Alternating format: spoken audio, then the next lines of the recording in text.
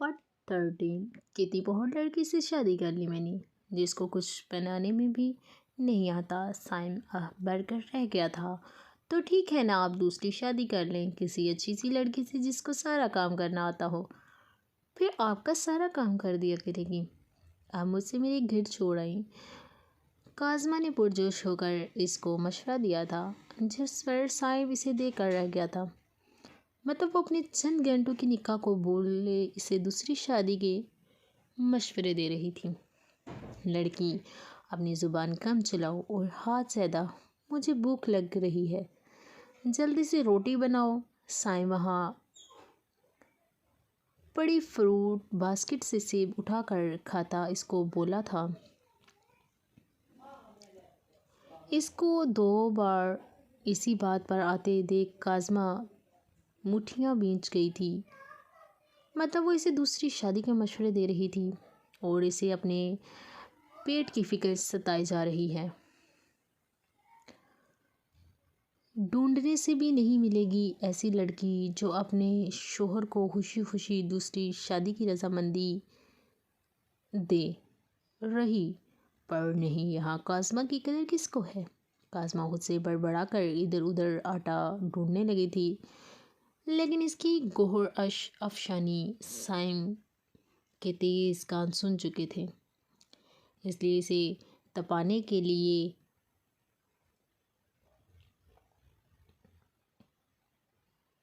मज़े से बोला था, मुझे फ़िलहाल तुम्हारी इजाज़त की ज़रूरत नहीं है। जिस दिन दूसरी शादी करनी हुई तो बिना इजाज़त कर लूँगा, और परेशान न होना, तुम्हें भी बुलाऊँगा। जी, और मैं उस दिन का शिद्दत से इंतज़ार करूँगी। काज़मा जबरन मुस्कुरा कर बोली थी। टोल के सीट कर आटे और कबर्ड के पास रखा, लेकिन इस पर चढ़कर भी काज़मा का हाथ ऊंचाई तक नहीं पहुंचा था। साइम, जो आज किस्मत से किचन में आ गया था, आटा इतना ऊपर रख देखकर इसको हैरत का शदीद झटका लगा था। ये आटा है या कोई कीमती चीज़ जो इतनी ऊंचाई पर छुपा कर रखी हुई है। इसकी बात पर काज़मा अजीब नज़रों से साइम को देखने लगी थी। मतलब वो इससे पूछ रहा था जैसे वर्षों से वही तो इस किचन को संभालती आ रही थी।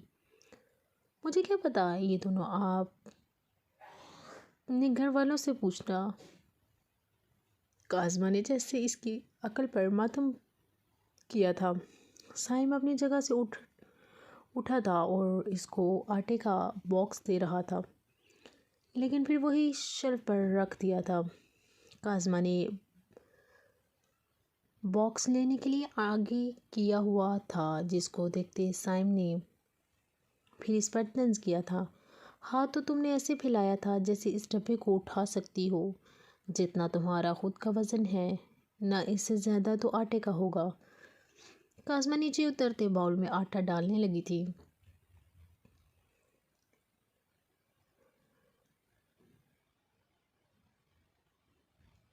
वो बहुत एहतियात से आटा निकाल रही थी, लेकिन फिर भी अपने कपड़ों समेत शेल्फ पर भी गिर चुकी थी। अगर एहतियात के बाद ये हाल है, बिना एहतियात के निकालती तो पता नहीं क्या करती। साइम सोच कर रह गया था, फिर सर झटक कर अपना फ़ोन इस्तेमाल करने लगा था। बाउल को शेल्फ पर रखते पानी का जग उठाते इसमें पानी डाला था, जिससे आटा पानी में तैरने लगा था, और बुआ ने तो नमक भी डाला था। याद आने पर इधर उधर देखकर सामने बड़े बड़े डिब्बे को उठाया था, जो असल में चीनी का था। वैसे तो इस पर लिखा हुआ था, लेकिन काज़मा ने पढ़ने की जहमत न की थी। एक ढक्कन पर कर इसमें चीनी, जो काज़मा की नज़र में नमक था, डालकर फिर से पानी डाला था। फिर इसमें हाथ डालकर इसे गूंदाना शुरू किया था। अभी भी मेरे हाथ, काज़मा की आवाज़ पर साइम ने चौंक कर अपना सर उठाया था। फिर इसके हाथों को देखते अपनी जगह से उठा था और एक नज़र बाउल को देखा था, जो सैलाब का मंजर पेश कर रहा था। फिर काज़मा, जो अपने गूंदे आटे को फ़ख्रिया नज़रों से देख रही थी, ये क्या क्या है, ये क्या किया है बेवकूफ़ लड़की। मैंने आटा गूंदने को कहा था, इसमें तैरने को नहीं। साइम بے مشکل اپنا غصہ دبائے چبا چبا کر بولا تھا، کیا ہوا، صحیح نہیں؟ بنا کیا بوا نے بھی تو ایسے ہی بنایا تھا۔ کاظمہ کو اس کے غصے کی سمجھ نہ آئی تو نروٹھے پن سے بولی تھی، نہیں بہت اچھا، بنا پر اس پر تو تمہیں انعام ملنا چاہیے، سائم نے طنزیہ لہجے میں کہا تھا جو اس کے سر پر سے گزرا تھا۔ سچی مجھے انعام ملے گا تو انعام میری پسند کا دینا، مجھے نہ روائکا آپو کے پاس چھوڑیں، سچی بہت بھوک لگ رہی ہے، کاظمہ معصوم شکل بنا کر بولی تھی۔ واہ واہ، اور تم نے کھانا نہیں کھایا؟ سائم غصے سے چلایا تھا، جس پر اس نے نفی میں سر ہلایا تھا۔ تو اتنی دیر سے کہہ نہیں سکتی تھی؟ ضروری اپنا پوہڑ پن دکھانا تھا؟ سائم کے اس ہاتھ دلانے ہوئے اسے ڈپٹ رہا تھا، جبکہ وہ اسے ایسے دیکھ رہی جیسے کوئی خلائی مخلوق زمین پر اتر آئی ہو۔ اس کو کرسی پر بٹھاتے سالن کی طرف متوجہ ہوا تھا جو جل چکا تھا۔ سائم ایک تعصب بری نظر اس پر ڈال کر فریج سے بریانی نکالتے اسے گرم کرنے لگا تھا۔ کاظمہ داد اپنی نظروں سے اسے دیکھ رہی تھی۔ چکن بریانی اور پانی کا جگ اس کے سامنے رکھتے اسے کھانے کا اشارہ کیا تھا، جس پر وہ چپ چاپ کھانا شروع ہو گئی تھی۔ سائم جو اسے امید میں تھا وہ اسے بھی پوچھ ہی لے گی، اس کو نہ پوچھتے دیکھ خود ہی کھانے لگا تھا۔ 3 چمچ لیتے کاظمہ پلیٹ کھسکا کر اٹھ گئی تھی۔ اس کی خوراک کا اندازہ سائم کو اس کی صحت سے ہو گیا تھا، اس لیے سست چٹک کر اپنا کھانا کھانے لگا تھا۔ کاظمہ بھی گندے اچک کر باہر نکل گئی ہے۔ سائم کی نظروں سے دور تک اس کا پیچھا کیا۔ احتشام بلوچ فخر کی اذان پر حویلی میں داخل ہوا تھا۔ ہر طرف اندھیرا دیکھتے ایک نظر اپنے کمرے کے بند دروازے پر ڈالی تھی۔ اس کا بالکل دل نہ تھا وہاں پر جانے کا، لیکن پھر کسی خیال کے تحت چلا گیا تھا۔ کمرے میں داخل ہوتے اندھیرے نے اس کا استقبال کیا تھا، مطلب وہ سو گئی تھی۔ احتشام نے سکون کا سانس لیا تھا، خاموشی سے چلتے ڈریسنگ روم میں گیا تھا اور چیخ کرتے باہر آیا تو زوہا کو اپنا منتظر پایا تھا۔ سائیں آپ کہاں تھے؟ آپ ٹھیک تو ہیں نا؟ زوہا نم آنکھوں سے پوچھا تھا، جس پر احتشام نے صرف سر ہلایا تھا۔ میں کیسے شکایت کروں اپنی زندگی سے؟ تو ہی بتا اے دل، تو نے اسے چاہا کیوں تھا؟ احتشام، سائیں آپ ناراض ہیں مجھ سے؟ میری وجہ سے کاظمہ کو تکلیف ہوئی؟ اس کے پیچھے کھڑے ہوتے سر جھکا کر پوچھا تھا۔ نہیں زوہا، ایسی کوئی بات نہیں، بس میں تھوڑا پریشان تھا، اس لیے حویلی نہیں آیا تھا۔ میں نہیں چاہتا تھا کہ میں غصے میں تمہیں کچھ کہہ کر دوں جس کی تکلیف ہم دونوں کو برداشت کرنی پڑے، اس لیے خود کو تھوڑا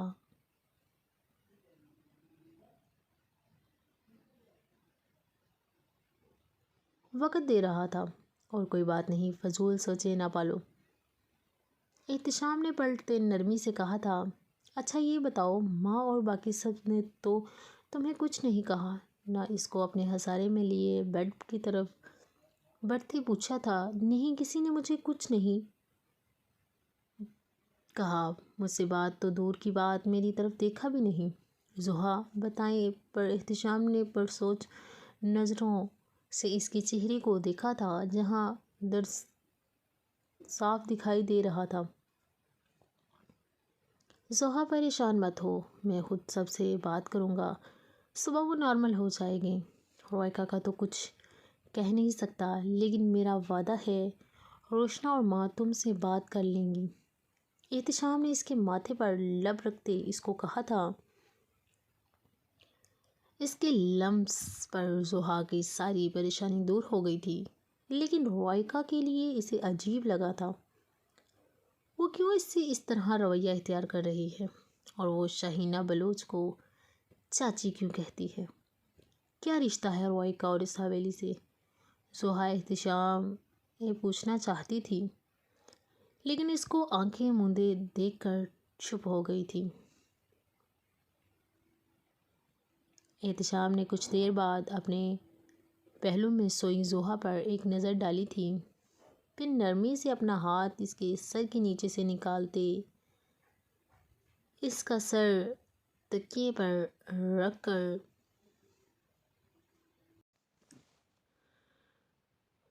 بالکنی میں آ گیا تھا۔ سگریٹ سلگا کر ہونٹوں میں دبائی تھی۔ وہ کوئی چین سموکر نہ تھا، لیکن کبھی کبھی سخت پریشانی میں سگریٹ نوشی کرنے لگا تھا۔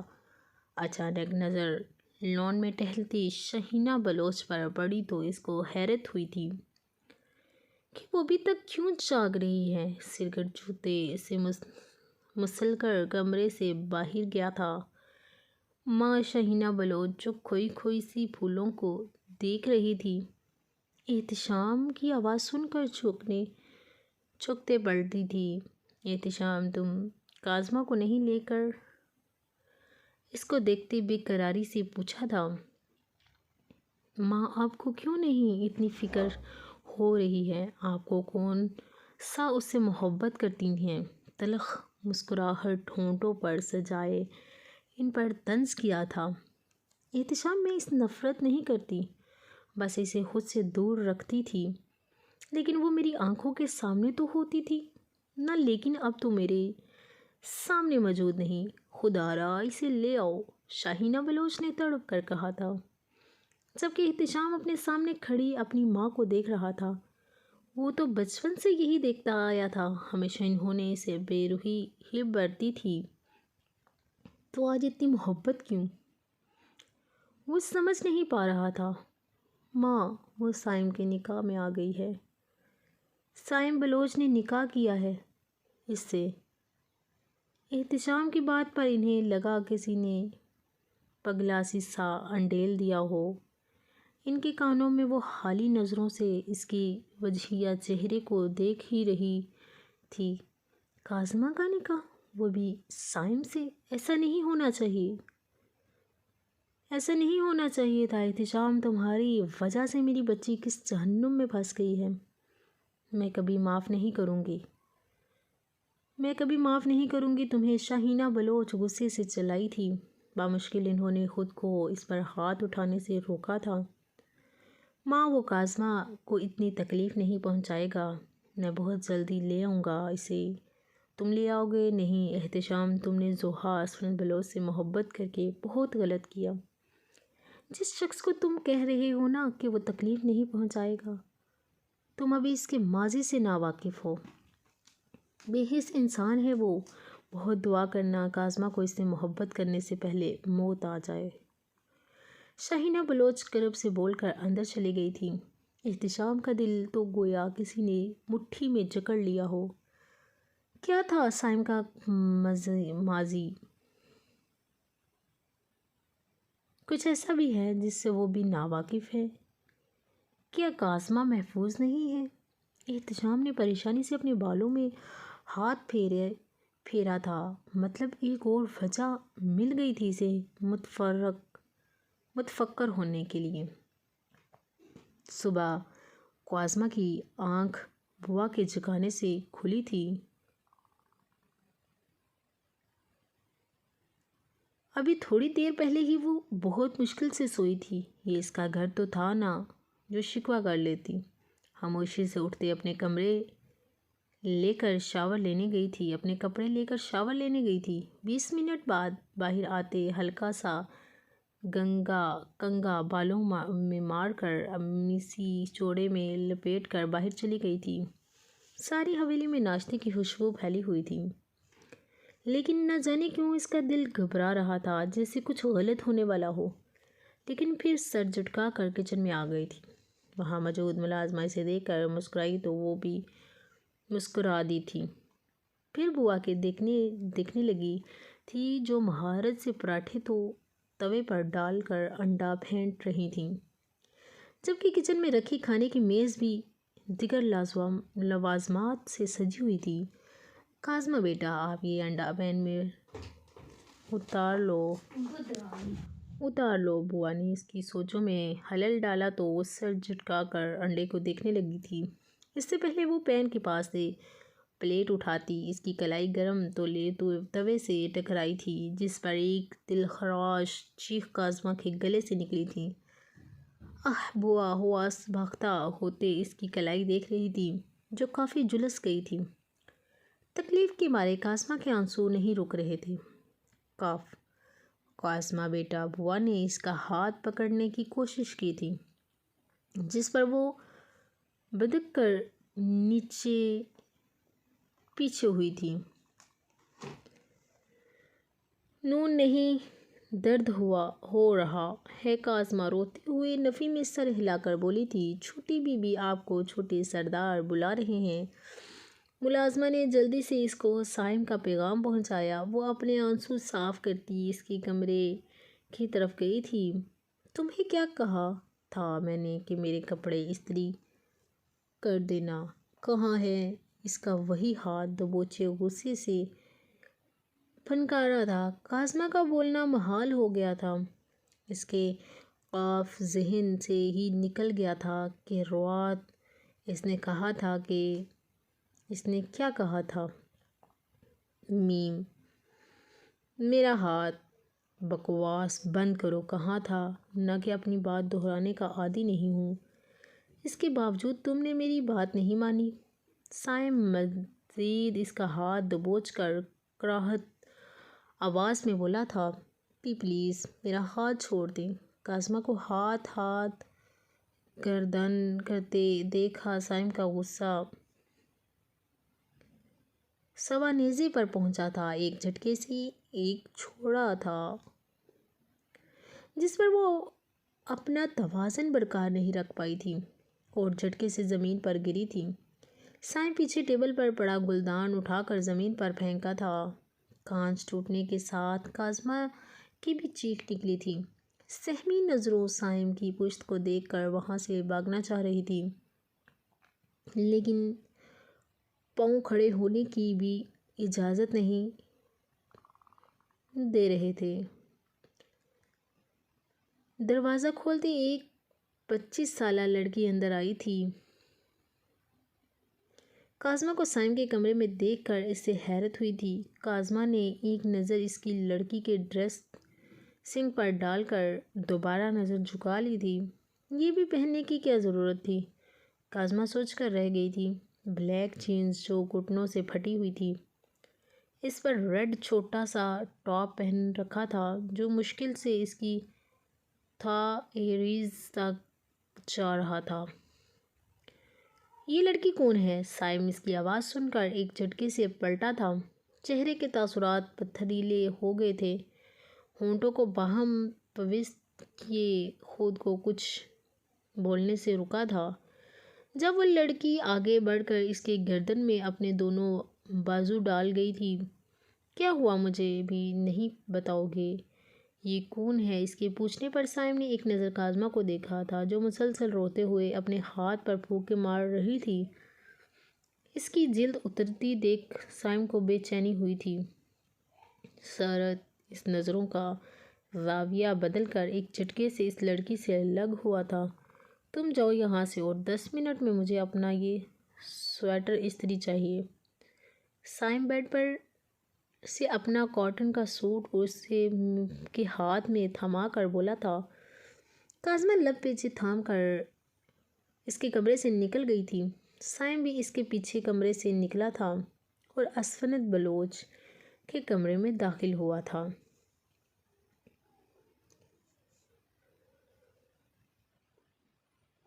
کیوں بلایا ہے آپ نے اسے یہاں؟ صائم اسفند بلوچ کے مقابل آتے درشتنگی سے مستفسر ہوا تھا۔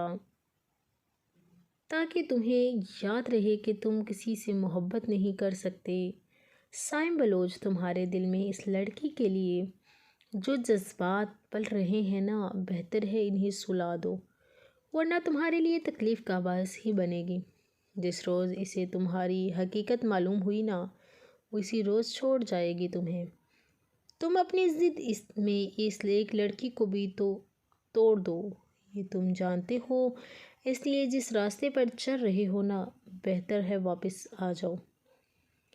اسون بلوچ سخت لہجے میں بول کر اس کے برابر سے گزر کر چلے گئے تھے۔ سائم اپنے لب بھیج گیا تھا، اسے غصہ آ رہا تھا اس لڑکی اس کے یہاں آنے پر، اور اسون بلوچ بھی اسے وہ بات یاد دلا کر گئے ہیں جو وہ کبھی بھول بھی نہیں۔ کیا پوچھتے ہو مجھ سے؟ دور درد کہاں ہوتا ہے، ایک جگہ ہو تو بتاؤں کہ یہاں ہوتا ہے۔ کاظمہ سوٹ لے کر بوا کے پاس آئی تھی۔ بوا نے اس کو استری لگا کر دی تو وہ آنسو پیتے استری دیکھنے لگی تھی۔ اس کی قسمت یہ سب لکھا تھا، اس کو آج پتہ چلا، اور نہ جانے کیا کچھ دیکھنا باقی تھا۔ قمیض پر استری رکھتے کاظمہ قمیض جلا چکی تھی۔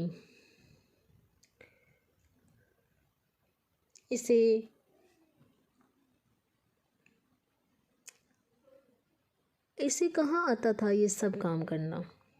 سائم بھی اسے بغیر کچھ سیکھنے کا موقع دیے بنا ہی ہر کام کروا رہا تھا۔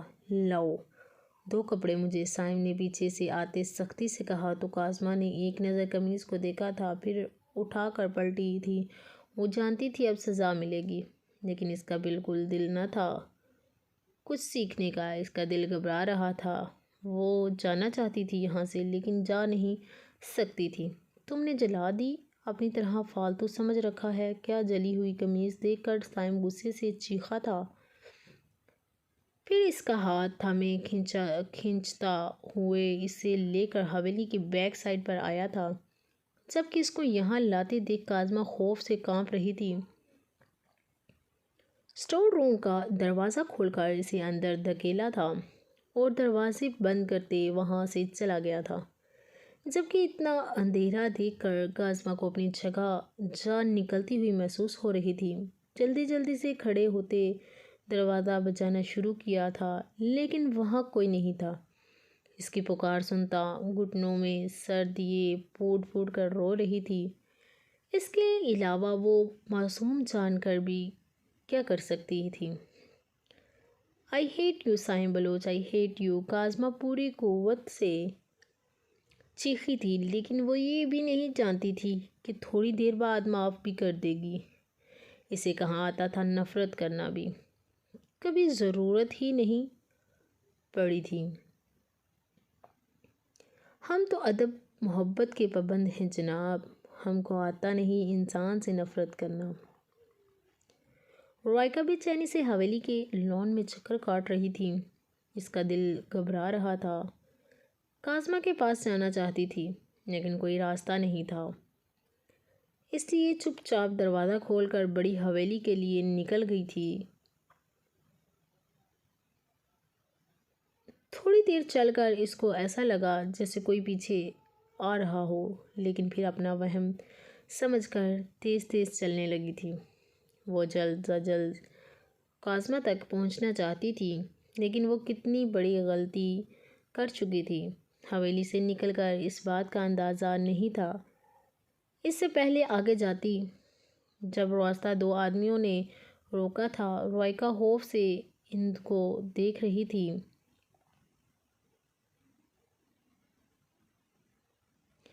ہٹو میری راستے سے، رائکا نے اپنا لہجہ مضبوط بنا کر بولا تھا۔ جب نعمان نامی آگے آیا تھا، تمہیں چھوڑنے کے لیے نہیں تمہارا راستہ روکا، بلکہ تمہارا کام ختم کرنے کے لیے روکا ہے، نعمان نے کہتے گولی چلائی تھی جو اس کے پیٹ میں لگی تھی۔ رائکا درد سے کڑھاتے زمین پر گری تھی۔ آخر بار بھی اس کی زبان پر کاظمہ کا ہی نام تھا۔ سر آپ کا کام ہو گیا ہے، وہ لڑکی میم رے مر چکی ہے۔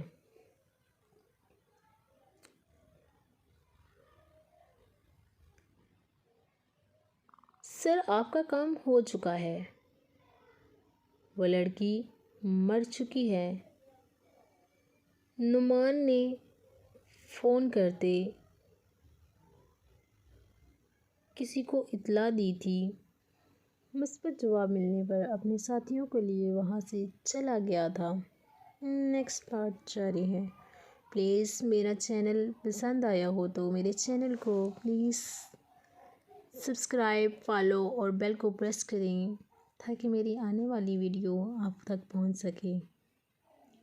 اوکے، اللہ حافظ۔